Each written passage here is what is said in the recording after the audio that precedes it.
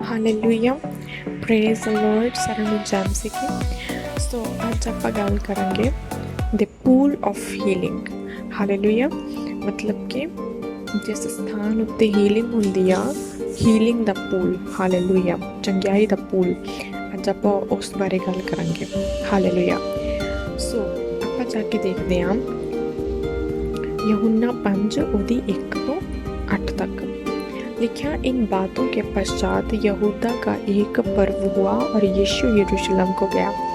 यरूशलेम में भेड़ फाटक के पास एक कुंड है जो इब्रानी भाषा में बेतसदा कहलाता है। उसके पास उसारे हैं। इनमें बहुत से बीमार, अंधे, लंगड़े और सूखे अंग वाले पानी के हिलने की आशा में पड़े रहते थे, क्योंकि नियुक्त समय पर परमेश्वर के स्वर्गदूत कुंड में उतरकर पानी को हिलाया करते थे। पानी हिलते ही जो कोई पहले उतरता वह चंगा हो जाता था, चाहे उसकी कोई बीमारी क्यों ना हो। वहाँ एक मनुष्य था जो 38 वर्ष से बीमारी में पड़ा था। यीशु ने उसे पड़ा हुआ देखकर और ये जानकर कि वह बहुत दिनों से इस दशा में पड़ा है, उससे पूछा, क्या तू चंगा होना चाहता है? उस बीमार ने उसको उत्तर दिया, हे प्रभु, मेरे पास कोई मनुष्य नहीं कि जब पानी हिलाया जाए तो मुझे कुंड में उतारे, परंतु मेरे पहुँचते पहुँचते दूसरा मुझसे पहले उतर जाता है। यीशु ने उससे कहा, उठ, अपनी खाट उठा और चल फिर। Hallelujah, praise Lord. इस वचन तो ਆਪਾਂ ਕੀ ਸਿੱਖਦੇ ਹਾਂ? ਇਸ ਵਚਨ ਤੋਂ ਆਪਾਂ ਸਿੱਖਦੇ ਹਾਂ ਕਿ ਇੱਕ ਪੁੱਲ ਆ, ਹਾਲੇਲੂਇਆ, ਹੀਲਿੰਗ ਦਾ ਇੱਕ ਸਥਾਨ ਆ, ਹੀਲਿੰਗ ਦਾ। ਪ੍ਰੇਜ਼ ਲॉर्ड, ਜਿੱਥੇ ਬਹੁਤ ਸਾਰੇ ਬਿਮਾਰ ਪੜੇ ਰਹਿੰਦੇ, ਅੰਨੇ, ਲੰਗੜੇ, ਲੂਲੇ, ਸੁੱਖੇ ਅੰਗ ਵਾਲੇ। ਹਾਲੇਲੂਇਆ, ਹਰ ਪ੍ਰਕਾਰ ਦਾ ਬਿਮਾਰ ਉਸ ਸਥਾਨ ਦੇ ਵਿੱਚ ਮੌਜੂਦ ਆ। ਪਰ ਬਾਈਬਲ ਕੀ ਕਹਿੰਦੀ ਆ ਕਿ ਉਹ ਪਾਣੀ ਦੇ ਹਿਲਣੇ ਦਾ ਵੇਟ ਕਰਦੇ ਹੁੰਦੇ ਸੀਗੇ ਕਿ ਕਦ ਪਾਣੀ ਹਿੱਲੇ ਔਰ ਅਸੀਂ ਪਾਣੀ ਦੇ ਵਿੱਚ ਜਾਈਏ ਔਰ ਅਸੀਂ ਸ਼ਿਫਾ ਪਾ ਲਈਏ ਕਿਸੇ ਵੀ ਰੋਗ ਤੋਂ। Hallelujah.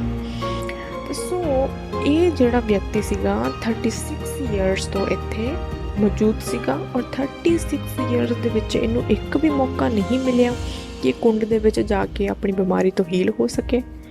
Hallelujah, praise the Lord. ਤਾਂ ਸੋ ਯੀਸ਼ੂ ਨੇ ਉਹਨੂੰ ਕੀ ਪੁੱਛਿਆ? ਯੀਸ਼ੂ ਨੇ ਕਿਹਾ, ਕਿਆ ਤੂੰ ਚੰਗਾ ਹੋਣਾ ਚਾਹਤਾ ਹੈ? ਯੀਸ਼ੂ ਮਸੀਹ ਨੇ ਯੀਸ਼ੂ ਮਸੀਹ ਸਭ ਕੁਝ ਜਾਣਦੇ ਹੁੰਦੇ ਸੀ। ਯੀਸ਼ੂ ਮਸੀਹ ਨੇ ਉਹਨੂੰ ਜਾ ਕੇ ਇਹ ਨਹੀਂ ਕਿਹਾ ਕਿ ਹੋ बेचारा, तेरे को कोई है ही नहीं लेके जाने वाला। नो, यीशु मसीह ने क्या क्या तू चंगा होना चाहता है? जिस तरह की वो इनफ मेहनत नहीं सी कर रहा। हालेलुया। बाइबल कहती कि मसीह में की गई मेहनत कभी व्यर्थ नहीं जाती। हालेलुया। तो फिर इस व्यक्ति की मेहनत कितना व्यर्थ जा रही सी, क्योंकि ये इनफ मेहनत नहीं सी कर रहा। हालेलुया। अगर तुसी इस चैप्टर ਨੂੰ ਅੱਗੇ ਕੰਟੀਨਿਊ ਕਰੋ ਤਾਂ ਬਾਈਬਲ ਕਹਿੰਦੀ ਯੀਸ਼ੂ ਮਸੀਹ ਨੇ ਉਹਨੂੰ ਕਿਹਾ, आगे को पाप मत करना।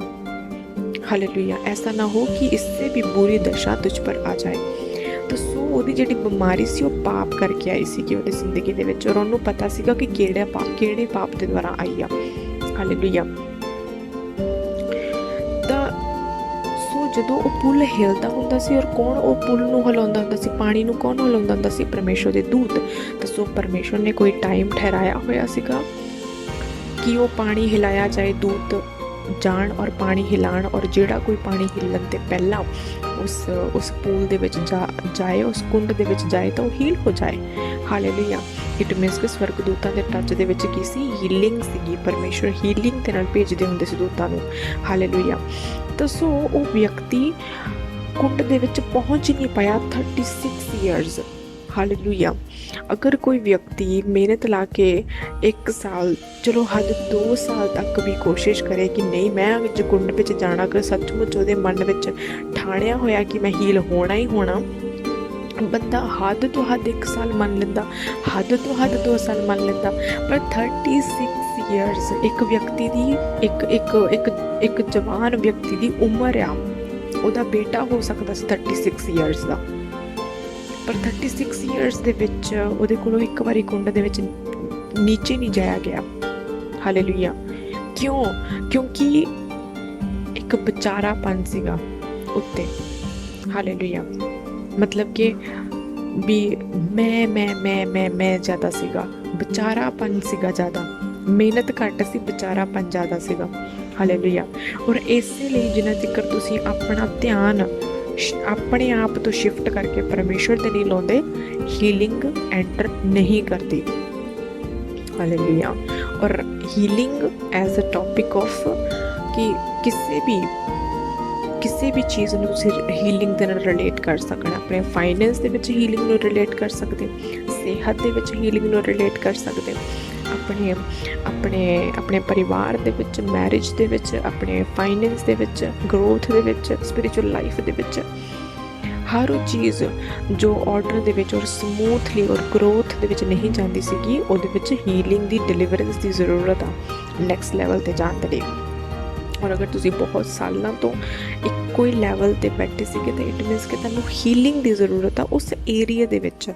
ਨਹੀਂ ਕਿ ਤੁਸੀਂ ਸਿੱਖਿਆ ਬਟ ਇੱਕ ਗਰੋਥ ਨਹੀਂ ਸੀ ਹੋ ਰਹੀ, ਤੁਸੀਂ ਸਟਕ ਹੋ ਗਏ ਸੀਗੇ, ਤਾਂ ਉਸ ਲਈ ਤੁਹਾਨੂੰ ਡਿਲੀਵਰੈਂਸ ਇੱਕ ਛੁਟਕਾਰਾ ਚਾਹੀਦਾ। ਉਸ ਸੈਂਸ ਦੇ ਵਿੱਚ ਹੀਲਿੰਗ ਮੈਂ ਗੱਲ ਕਰ ਰਹੀ ਹਾਂ। ਹਾਲੇਲੂਇਆ। ਤਾਂ ਪਰ ਅਸੀਂ ਤਾਕ ਦੇ ਵਿੱਚ ਆ ਕਿ ਪਰਮੇਸ਼ਰ ਕੁਛ ਕਰੇ। ਹਾਲੇਲੂਇਆ। ਅਸੀਂ ਪਰਮੇਸ਼ਰ ਵੱਲ ਨੂੰ ਦੇਖ ਰਹੇ ਹਾਂ ਕਿ ਪਰਮੇਸ਼ਰ ਤੂੰ ਕੁਛ ਕਰ। ਪਰਮੇਸ਼ਰ ਸਾਡੇ ਵੱਲ ਨੂੰ ਦੇਖ ਰਿਹਾ ਕਿ ਮੈਂ ਤਾਂ ਅਪੁਆਇੰਟਡ ਟਾਈਮ ਰੱਖਿਆ ਹੋਇਆ ਦੂਤਾਂ ਦਾ, ਦੂਤ ਆਉਂਦੇ ਆ। ਹਾਲੇਲੂਇਆ। ਔਰ ਵਚਨ ਦੇ ਵਿੱਚੋਂ ਪ੍ਰਕਾਸ਼ ਵੀ ਦਿੰਦੇ ਆ ਔਰ ਤੁਹਾਨੂੰ ਡਿਵਾਈਨ ਹੈਲਪਰਸ ਵੀ ਮਿਲਦੇ ਆ, ਪਰ ਤੁਸੀਂ ਉਹਨਾਂ ਨੂੰ ਪਛਾਣ ਨਹੀਂ ਪਾਉਂਦੇ, ਤੁਸੀਂ ਉਸ ਕੁੰਡ ਦੇ ਵਿੱਚ ਜਾਣ ਨਹੀਂ ਪਾਉਂਦੇ। ਹਾਲੇਲੂਇਆ। ਕਾਹਦੇ ਨਾਲ? ਕਿਉਂਕਿ ਇੱਕ ਫੋਕਸ ਨਹੀਂ ਸੀਗਾ, ਇੱਕ ਸੈਲਫ ਵਿਚਾਰਾਪਨ ਸੀਗਾ, ਇੱਕ ਧਿਆਨ ਨਾ ਲਗਾਉਣਾ ਸੀਗਾ ਪਰਮੇਸ਼ਰ ਦੀ ਗਾਈਡੈਂਸ ਦੇ ਉੱਤੇ। ਕਿ ਪਰਮੇਸ਼ਰ ਨੇ ਠਹਿਰਾਇਆ ਹੋਇਆ ਇੱਕ ਪੁੱਲ, ਇੱਕ ਕੁੰਡ ਠਹਿਰਾਇਆ ਹੋਇਆ ਆ। ਹਾਲੇਲੂਇਆ। ਬਚਨ ਦਾ ਕੁੰਡ ਠਹਿਰਾਇਆ ਹੋਇਆ, ਹੀਲਿੰਗ ਦਾ ਕੁੰਡ ਠਹਿਰਾਇਆ ਹੋਇਆ। ਉਹ ਹੀਲਿੰਗ ਦਾ, ਬਚਨ ਦਾ, ਉਹ ਫਾਈਨੈਂਸ ਦਾ ਕੁੰਡ ਕੀ ਆ? ਉਹ ਪਰਮੇਸ਼ਰ ਦਾ ਬਚਨ ਆ। ਹਾਲੇਲੂਇਆ। ਉਹ ਬਾਈਬਲ ਬਾਰੇ ਗੱਲ ਹੋ ਰਹੀ ਆ ਕਿ ਪਰਮੇਸ਼ਰ ਸਾਨੂੰ ਪ੍ਰਕਾਸ਼ ਦਿੰਦੇ ਆ, ਪਰ ਕੀ ਅਸੀਂ ਉਹਦੇ ਵਿੱਚ ਕੂਦਦੇ ਹਾਂ? ਕੀ ਅਸੀਂ ਉਹਦੇ ਵਿੱਚ ਛਲਾਂਗ ਮਾਰ ਕੇ ਆਪਣੀ ਡਿਲੀਵਰੈਂਸ ਨੂੰ ਲੈਂਦੇ ਹਾਂ? ਹਾਲੇਲੂਇਆ। Praise the Lord. ਇਹ ਪਤਰਸ ਨੇ ਕਿਹਾ, ਜਦੋਂ ਯਿਸੂ ਮਸੀਹ ਪਾਣੀ ਉੱਤੇ ਚੱਲ ਰਹੇ ਸੀ, ਤਾਂ ਪਤਰਸ ਨੇ ਕਿਹਾ ਕਿ ਪ੍ਰਭੂ अगर तू ही है पानी के ऊपर, यीशु मसीह पानी उत्ते चल रहे सी, पतरस कहता कि अगर तू ही है पानी के ऊपर तो मुझे भी आज्ञा दे कि मैं तेरे पास आ सकूं। तो यीशु मसीह ने कहा हाँ आ जा। यीशु मसीह ने उन्हें बुलाया, तो पतरस भी सेम वे दे विच यीशु मसीह दे नाल पानी उत्ते ਚੱਲਣ ਲੱਗ ਪਿਆ। ਜਿੰਨਾ ਤੀਕਰ ਉਹ ਯੀਸ਼ੂ ਮਸੀਹ ਵੱਲ ਦੇਖਦਾ ਰਿਹਾ, ਉਹ ਪਾਣੀ ਦੇ ਵਿੱਚ ਨਹੀਂ ਡੁੱਬਿਆ। ਪਰ ਜਦੋਂ ਹੀ ਉਹ ਇਰਦ ਗਿਰਦ ਦੀ ਹਵਾ ਨੂੰ ਔਰ ਉਹਨੇ ਰਿਅਲਾਈਜ਼ ਕੀਤਾ ਕਿ ਮੈਂ ਸਮੁੰਦਰ ਦੇ ਉੱਤੇ ਖੜਾ ਹਾਂ, ਮੈਂ ਪਾਣੀ ਉੱਤੇ ਚੱਲ ਰਿਹਾ, ਫੋਕਸ ਆਪਣੇ ਆਪ 'ਤੇ ਆ ਗਿਆ। ਯੀਸ਼ੂ ਤੋਂ ਹਟ ਕੇ ਆਪਣੇ ਆਪ 'ਤੇ ਫੋਕਸ ਆ ਗਿਆ, ਇਨਵਾਇਰਮੈਂਟ 'ਤੇ ਫੋਕਸ ਆ ਗਿਆ, ਇੱਧਰ ਉੱਧਰ ਦੇਖਣ ਦੇ ਰਾਈਟ ਐਂਡ ਲੈਫਟ ਦੇਖਣ ਵਾਲੋਂ ਦਾ ਫੋਕਸ ਚਲਾ ਗਿਆ। ਯੀਸ਼ੂ ਤੋਂ ਫੋਕਸ ਹਟ ਗਿਆ ਤਾਂ ਉਹ ਲਿਖਿਆ ਡੁੱਬਣ ਲੱਗ ਪਿਆ। ਤੇ ਯੀਸ਼ੂ ਮਸੀਹ ਨੇ ਕਿਹਾ ਕਿ ਤੂਨੇ ਸੰਦੇਹ ਕਿਉਂ ਕੀਤਾ, ਤੂਨੇ ਡਾਊਟ ਕਿਉਂ ਕੀਤਾ। ਹਾਲੇਲੂਇਆ। ਇਟ ਮੀਨਸ ਕਿ ਉਹਦੇ ਮਨ ਦੇ ਵਿੱਚ ਡਾਊਟ ਆ ਗਿਆ ਸੀ ਜਦੋਂ ਉਹਨੇ ਆਪਣੀਆਂ ਨਿਗਾਹਾਂ ਯੀਸ਼ੂ ਤੋਂ ਹਟਾਈਆਂ। ਪਰ ਜਿੰਨਾ ਤੱਕ ਯੀਸ਼ੂ ਨੂੰ ਦੇਖਦਾ ਰਿਹਾ, ਉਹ ਪਾਣੀ ਉੱਤੇ ਸਮੂਥਲੀ ਚੱਲਦਾ ਸੀਗਾ, ਜਿੱਦਾਂ ਕਿ ਇੱਕ ਸੋਲਿਡ ਧਰਤੀ 'ਤੇ ਚੱਲਦਾ ਹੋਵੇ। ਉਹਨੂੰ ਪਤਾ ਨਹੀਂ ਲੱਗਾ ਕਿ ਮੈਂ ਪਾਣੀ 'ਤੇ ਚੱਲ ਰਿਹਾ। ਹਾਲੇਲੂਇਆ। ਦੱਸੋ, ਉਸੇ ਤਰ੍ਹਾਂ ਜਦੋਂ ਪਰਮੇਸ਼ਵਰ ਸਾਨੂੰ ਵਚਨ ਦੇ ਵਿੱਚ ਲੈ ਕੇ ਜਾਂਦੇ ਆ, ਪਰਮੇਸ਼ਵਰ ਸਾਨੂੰ ਮੈਨ ਆਫ ਗੋਡ ਦੇ ਥਰੂ, ਕਿਸੇ ਦਾਸ ਦੇ ਥਰੂ, ਵਚਨ ਦੇ ਥਰੂ, ਪ੍ਰਾਰਥਨਾ ਦੇ ਥਰੂ, ਪਰਮੇਸ਼ਵਰ ਸਾਨੂੰ ਵਚਨ ਦੀ ਗਹਿਰਾਈ ਉਸ ਕੁੰਡ ਦੇ ਵਿੱਚ ਛਾਲ ਮਾਰਨ ਨੂੰ ਕਹਿੰਦੇ ਆ। ਬਾਈ ਫੇਥ ਪਰਮੇਸ਼ਵਰ ਸਾਨੂੰ ਕਹਿੰਦੇ ਕਿ ਐਕਸ਼ਨ ਲਵੋ। ਪਰ ਅਸੀਂ ਉੱਥੇ ਬੈਠੇ ਹਾਂ ਔਰ ਕਾਫੀ ਸਾਲਾਂ ਤੱਕ ਵੇਟ ਕਰ ਰਹੇ ਹਾਂ, ਔਰ ਪਰਮੇਸ਼ਰ ਸਾਡੇ ਮੂੰਹ ਵੱਲ ਦੇਖ ਰਹੇ ਔਰ ਅਸੀਂ ਪਰਮੇਸ਼ਰ ਦੇ ਮੂੰਹ ਵੱਲ ਦੇਖ ਰਹੇ। ਹਾਲੇਲੂਇਆ। ਪਰ ਬਾਈਬਲ ਕਹਿੰਦੀ ਕਿ ਪਰਮੇਸ਼ਰ ਕਹਿੰਦੇ ਮੈਂ ਤਾਂ ਪਾਣੀ ਕੋ ਹਿਲਾ ਰਹਾ ਹੂੰ। ਹਾਲੇਲੂਇਆ। ਮੈਂ ਤਾਂ ਤੁਹਾਡੇ ਵਾਸਤੇ ਇੰਤਜ਼ਾਮ ਜਿਹੜੇ ਕਰਨੇ ਸੀ ਉਹ ਤਾਂ ਕਰ ਦਿੱਤੇ। ਹਾਲੇਲੂਇਆ। ਫਾਈਨੈਂਸ਼ੀਅਲ ਬਰਕਤ ਚਾਹੀਦੀ ਤਾਂ ਬੋਵੋ, ਮੈਂ ਤੁਹਾਡੇ ਲਈ ਕੁੰਡ ਤਿਆਰ ਰੱਖਿਆ ਆ। ਹਾਲੇਲੂਇਆ। ਤੁਸੀਂ ਵਿੱਚ ਛਲਾਂਗ ਮਾਰਨੀ ਆ। ਅਗਰ ਫਾਈਨੈਂਸ਼ਲੀ ਵਧਣਾ ਤਾਂ ਬੋਵੋ। ਹਾਲੇਲੂਇਆ। ਅਗਰ ਹੀਲਿੰਗ ਚਾਹੀਦੀ ਆ ਤਾਂ ਪ੍ਰਾਰਥਨਾਵਾਂ ਕਰੋ। ਹਾਲੇਲੂਇਆ। ਫਾਸਟਿੰਗ ਦੇ ਵਿੱਚ ਜਾਵੋ। ਹਾਲੇਲੂਇਆ। ਇਹ ਕੀ ਆ? ਇਹ ਸਾਰੇ ਕੁੰਡ ਆ, ਇਹ ਸਾਰੇ ਪਰਮੇਸ਼ਰ ਦਾ ਆਰਡਰ ਠਹਿਰਾਇਆ ਹੋਇਆ ਆ। ਅਸੀਂ ਉਸ ਆਰਡਰ, ਉਸ ਬਿਲਡਿੰਗ ਦੇ ਵਿੱਚ ਆਵਾਂਗੇ ਤਾਂ ਉਸ ਬਿਲਡਿੰਗ ਦੀਆਂ ਸਾਰੀਆਂ ਸਹੂਲਤਾਂ ਵੀ ਮਿਲਣਗੀਆਂ। ਹਾਲੇਲੂਇਆ। ਮੇਰੇ spiritual father apostle uncle Narula ਜੀ ਹਮੇਸ਼ਾ ਸਮਝਾਉਂਦੇ ਆ ਕਿ ਅਗਰ ਅਸੀਂ ਇੰਡੀਆ ਦੇ ਵਿੱਚ ਬੈਠੇ ਹਾਂ ਔਰ ਸਹੂਲਤਾਂ ਅਸੀਂ ਅਮਰੀਕਾ ਦੀਆਂ ਚਾਹੁੰਦੇ ਹਾਂ ਤਾਂ ਇਹ ਪੋਸੀਬਲ ਨਹੀਂ ਆ। ਸਾਨੂੰ ਅਮਰੀਕਾ ਦੇ ਵਿੱਚ ਜਾ ਕੇ ਸਹੂਲਤਾਂ ਨੂੰ ਲੈਣੀਆਂ ਪੈਣਾ। ਹਾਲੇਲੂਇਆ। ਜਿਹੜਾ ਦੂਤ ਪਾਣੀ ਨੂੰ ਹਿਲਾਉਂਦਾ ਸੀਗਾ ਤਾਂ ਦੂਤ ਉਸ ਵਿਅਕਤੀ ਦੇ ਕੋਲ ਆ ਕੇ ਵੀ ਤਾਂ ਹੀਲਿੰਗ ਦੇ ਸਕਦਾ ਸੀਗਾ। ਉਸ ਵਿਅਕਤੀ ਦੇ ਕੋਲ ਆ ਕੇ ਵੀ ਤਾਂ ਕਹਿ ਸਕਦਾ ਸੀਗਾ ਕਿ ਹਾਏ ਵਿਚਾਰਾ, ਇੰਨੇ ਸਾਲ ਹੋ ਗਏ ਮੈਨੂੰ ਤੈਨੂੰ ਦੇਖਦੇ ਨੂੰ ਕਿ ਤੂੰ ਕੁੰਡ ਦੇ ਵਿੱਚ ਉਤਰ ਨਹੀਂ ਪਾ ਰਿਹਾ, ਚੱਲ ਕੋਈ ਨਾ, ਤੂੰ ਪਾਣੀ ਵਿੱਚ ਰਹਿੰਦੇ ਉਤਰ ਨੂੰ, ਮੈਂ ਤੇਰੇ ਕੋਲ ਆ ਕੇ ਤੇਰੀ ਹੀਲਿੰਗ ਕਰ ਦਿੰਦਾ, ਤੈਨੂੰ ਹੀ ਹੀਲਿੰਗ ਦੇ ਦਿੰਦਾ ਆ ਕੇ। ਨਹੀਂ, ਨਾ ਦੂਤ ਆਇਆ ਉਹਦੇ ਕੋਲ, ਨਾ ਪਾਣੀ ਉਹਦੇ ਕੋਲ ਆਇਆ, ਨਾ ਕੁੰਡ ਉਹਦੇ ਕੋਲ ਆਇਆ, ਕੁਛ ਨਹੀਂ ਉਹਦੇ ਕੋਲ ਆਇਆ, ਉਹਨੂੰ ਜਾਣਾ ਪਿਆ ਪਾਣੀ ਦੇ ਕੋਲ। ਹਾਲੇਲੂਇਆ। ਪਰ ਜਦ ਯਿਸੂ ਮਸੀਹ ਨੇ ਦੇਖਿਆ ਕਿ ਉਹ ਅਗਿਆਨਤਾ ਵਿੱਚ ਸੀਗਾ, ਹਾਲੇਲੂਇਆ, ਕਿਸ ਅਵੇਅਰਨੈਸ ਦੇ ਵਿੱਚ ਨਹੀਂ ਸੀ, ਫੋਕਸ ਦੇ ਵਿੱਚ ਨਹੀਂ ਸੀ, ਜਦ ਯਿਸੂ ਮਸੀਹ ਨੂੰ ਉਹਦੇ ਤੇ ਤਰਸ ਆਇਆ, ਯਿਸੂ ਮਸੀਹ ਕਹਿੰਦੇ ਕਿਆ ਤੂੰ ਚੰਗਾ ਹੋਣਾ ਚਾਹਤਾ ਹੈ? ਹਾਲੇਲੂਇਆ। ਜਿਸ ਤਰ੍ਹਾਂ ਕਿ ਪਰਮੇਸ਼ਰ ਉਹ ਤੋਂ ਪੁੱਛ ਰਿਹਾ ਕਿ ਕੀ ਤੇਰੀ ਵਿਲ ਸੱਚਮੁੱਚ ਹੈਗੀ ਆ, ਕਿ ਸੱਚਮੁੱਚ ਤੂੰ ਡੈਸਪਰੇਟਲੀ ਇਸ ਚੀਜ਼ ਨੂੰ ਚਾਹੁੰਦਾ? ਅਗਰ ਡੈਸਪਰੇਟਲੀ ਚਾਹੁੰਦਾ ਆ ਤਾਂ ਉੱਠ ਔਰ ਖੜਾ ਹੋ ਜਾ ਔਰ ਆਪਣੀ ਖਾਟ ਨੂੰ ਚੁੱਕ ਔਰ ਚਲਾ ਜਾ। ਹਾਲੇਲੂਇਆ। ਕੀ ਲਿਖਿਆ? ਉੱਠ, ਆਪਣੀ ਖਾਟ को उठा और चल फिर। ਹਾਲੇਲੂਇਆ। ਜੋ 36 ਇਅਰਸ ਦੇ ਵਿੱਚ ਨਹੀਂ ਹੋਇਆ ਸੀਗਾ, ਉਹ ਇੱਕ ਪਲ ਦੇ ਵਿੱਚ ਹੋ ਗਿਆ। ਕਾਹਦੇ ਨਾਲ? ਵਿਲ। ਹਾਲੇਲੂਇਆ। ਜੋ ਤੁਸੀਂ ਪ੍ਰੇਅਰ ਨਹੀਂ ਕਰ ਪਾਉਂਦੇ, ਜੋ ਤੁਸੀਂ ਫਾਸਟਿੰਗ ਨਹੀਂ ਰੱਖ ਪਾਉਂਦੇ, ਉਹ ਕਾਹਦੇ ਲਈ ਨਹੀਂ ਰੱਖ ਪਾਉਂਦੇ? ਵਿਲ ਦੀ ਕਮੀ ਆ, ਫੋਕਸ ਦੀ ਕਮੀ ਆ, ਪਰਮੇਸ਼ਰ ਦੀ ਗ੍ਰੇਸ ਦੀ ਕਮੀ ਆ। ਹਾਲੇਲੂਇਆ। ਪਰ ਜਦ ਅਸੀਂ ਮੰਗਾਂਗੇ, ਉਸ ਸਟਰਕਚਰ ਨੂੰ ਦੇਖਾਂਗੇ ਜੋ ਪਰਮੇਸ਼ਰ ਨੇ ਆਲਰੇਡੀ ਸਾਡੇ ਲਈ ਬਣਾਇਆ ਹੋਇਆ, ਤਾਂ ਫਿਰ ਕੁਝ ਵੀ ਕੰਮ ਇੰਪੋਸੀਬਲ ਨਹੀਂ ਆ। ਹਾਲੇਲੂਇਆ। ਵਚਨ ਦੇ ਵਿੱਚ ਸਭ ਕੁਝ ਲਿਖਿਆ ਆ। ਹਾਲੇਲੂਇਆ। ਸਾਨੂੰ ਵਚਨ ਨੂੰ ਪੜ੍ਹਨਾ ਪੈਣਾ, ਉਸ ਆਰਡਰ ਨੂੰ ਸਿੱਖਣਾ ਪੈਣਾ। ਹਾਲੇਲੂਇਆ। ਉਸ ਕੁੰਡ ਦੇ ਵਿੱਚ ਸਾਨੂੰ ਛਲਾਂਗ ਲਗਾਉਣੀ ਪੈਣੀ ਆ ਤਾਂ ਕਿ ਅਸੀਂ ਲੌਂਗ ਸਮੇਂ ਤੱਕ ਉਸ ਸਿਚੁਏਸ਼ਨ ਦੇ ਵਿੱਚ ਨਾ ਬੈਠੇ ਰਹੀਏ। ਹਾਲੇਲੂਇਆ। Praise the Lord. ਧੰਨਵਾਦ ਆ ਪਰਮੇਸ਼ਰ ਦਾ ਅੱਜ ਦੇ ਵਚਨ ਦੇ ਲਈ, ਔਰ ਮੇਰਾ ਬਲੀਵ ਆ ਕਿ ਅੱਜ ਦੇ ਵਚਨ ਨੇ ਤੁਹਾਡੇ ਨਾਲ ਗੱਲਬਾਤ ਕੀਤੀ ਆ। ਹਾਲੇਲੂਇਆ। ਮੇਰੀ ਪ੍ਰੇਅਰ ਆ ਤੁਹਾਡੇ ਲਈ ਕਿ ਤੁਸੀਂ ਇੱਕ ਸਿਚੁਏਸ਼ਨ ਦੇ ਵਿੱਚ ਨਾ ਬੈਠੇ ਰਹੋ ਔਰ ਪਰਮੇਸ਼ਰ ਦੇ ਕੁੰਡ ਦੇ ਵਿੱਚ ਜਾ ਕੇ ਆਪਣੀ ਹਰ ਇੱਕ ਹਿੱਸੇ ਦੇ ਵਿੱਚੋਂ ਹੀਲਿੰਗ ਲਵੋ, ਬੜੋਤਰੀ ਲਵੋ ਯਿਸੂ ਦੇ ਨਾਮ ਦੇ ਵਿੱਚ।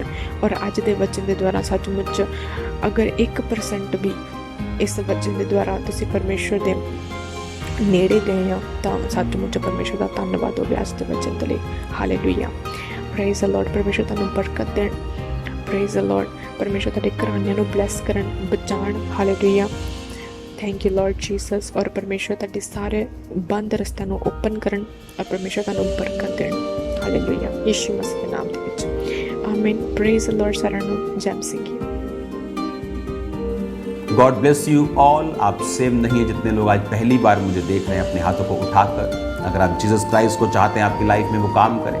और याद रखो प्रभु यीशु मसीह धर्म और जात को बदलने के लिए नहीं, जीवन को बदलने के लिए आए। अपनी आंखों को बंद करके अपने हाथों को उठाकर मेरे पीछे बात करें। प्रभु यीशु, मैं पापी हूँ, मुझे माफ़ करें, अपने लहू से मुझे धोएं, अपना बेटा अपनी बेटी बनाएं, मेरे गुनाहों को क्षमा करके